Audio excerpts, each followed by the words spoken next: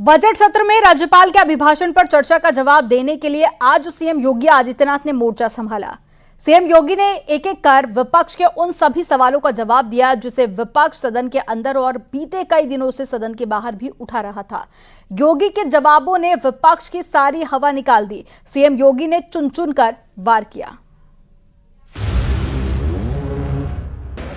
मैं एक वक्तव्य आपका दिखा रहा हूं, आपके समाजवादी पार्टी के अध्यक्ष का वक्तव्य है और वो वक्तव्य है बहुत दुर्भाग्यपूर्ण वक्तव्य है। ये वक्तव्य है श्री अखिलेश यादव का। महोदय, उन्होंने कहा है कि हमारा देश कभी विकसित भारत नहीं बन सकता। ये देखो ना,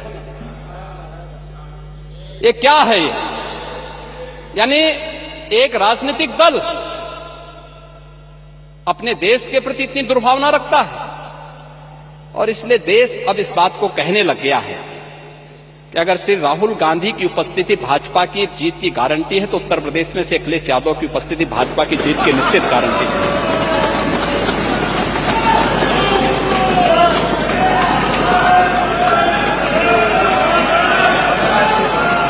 और ये गारंटी उपचुनाव ने दे दिया है। ये उपचुनाव दे चुका और ठीक ही बात है भाई, पप्पू और टप्पू में बहुत अंतर थोड़ा है। नाम का असर होता है, चच्चू ने वैसे थोड़ा नाम रखा है।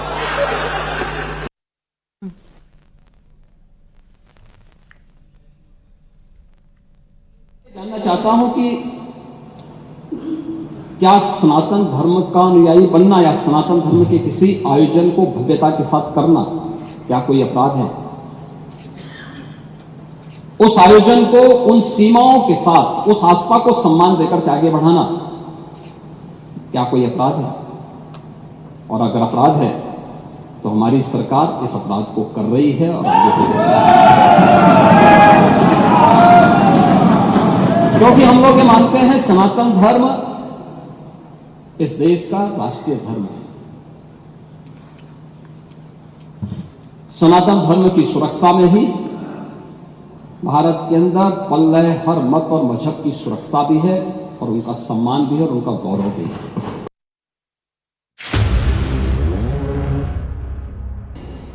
यह भी मांग हुई, देखिए आपकी पार्टी के ही नेता, आपके अध्यक्ष ने कहा कि हम मांग करते हैं कि अकबर का किला जो बिल्कुल संगम नोच पर वहां जो वट वृक्ष है उसकी पूजा करते हैं। सरस्वती नदी भी वहीं से निकलती है। आप देखिए, यानी अक्षय वट का नाम भी उनको नहीं मालूम। सरस्वती कूप को सरस्वती नदी कहते हैं। ये आपका जनरल नॉलेज है।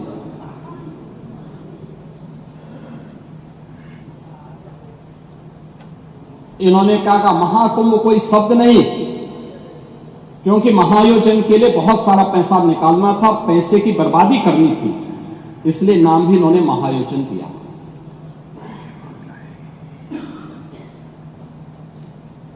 पहले दिन से ही राज्य सरकार आंकड़े दे रही है कि कितने लोगों ने पवित्र डुबकी लगाई है। जो लोग पवित्र डुबकी लगाने वालों की संख्या बता सकते हैं वे यह नहीं बता पा रहे हैं कि कितने लोगों की जान चली गई।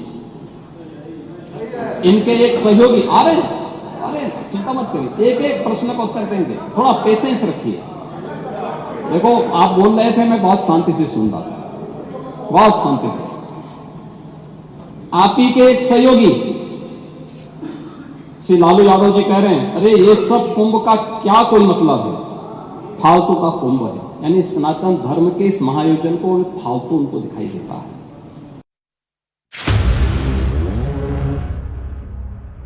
सरकार उनके साथ खड़ी है, हर संभव सरकार उनको मदद भी करेगी, लेकिन इस पे राजनीति करना कितना उचित है?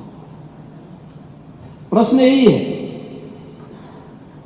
और इसीलिए मैं आपसे कहना चाहूंगा, जब आप अपनी बात कह रहे थे, मैं धन्यवाद दूंगा माननीय सदस्य श्री मनोज पांडे जी को, जिन्होंने उन अफवाहों की ओर ध्यान भी दिया, कि उल्लेख किया कि काहिरा का वीडियो लेकिन महाकुंभ के साथ जोड़ करके दुष्प्रचार किया जा रहा था, नेपाल का वीडियो महाकुंभ के साथ, झारखंड की किसी घटना को महाकुंभ के साथ, या देश के अंदर की किसी अन्य दुर्घटना को जूसी के साथ जोड़ करके दुष्प्रचार करके अफवाह फैलाने का जो कार्य हो रहा था, कौन लोग थे?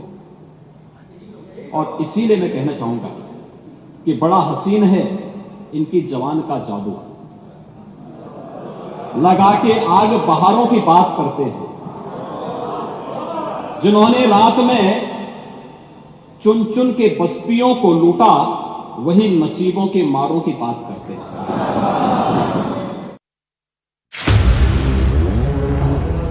और इनके एक और सहयोगी उससे भी 2 कदम आगे आकर के कहती हैं कि महाकुंभ मृत्यु कुंभ में बदल गया है। ये क्या है?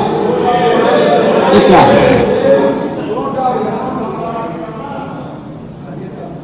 मल्लिकार्जुन खड़गे, कांग्रेस के नेता, अध्यक्ष, कहते हैं कुंभ भगदड़ में हजारों लोग मारे गए।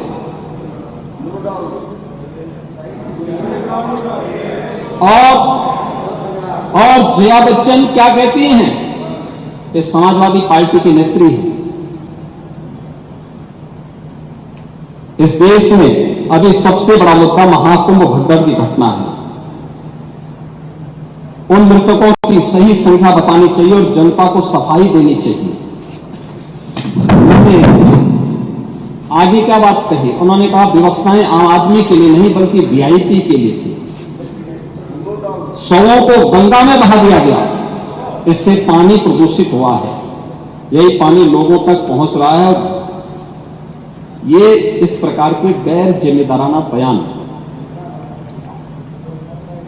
समाजवादी पार्टी, कांग्रेस, आरजेडी और टीएमसी के नेताओं के द्वारा सनातन धर्म के जुड़े हुए सबसे बड़े आयोजन के प्रति दिए गए। अच्छा होता महाकुंभ के पहले सदन में पूरे दिन भर की चर्चा होती, हम उस व्यवस्था के बारे में चर्चा करते, आपके अनुभव का लाभ लेते, लेकिन आपने चर्चा नहीं होने दी। लेकिन पहले दिन से ये चर्चा, पहले दिन से ये अफवाह और इस प्रकार का दुष्प्रचार आपके द्वारा निरंतर होता रहा।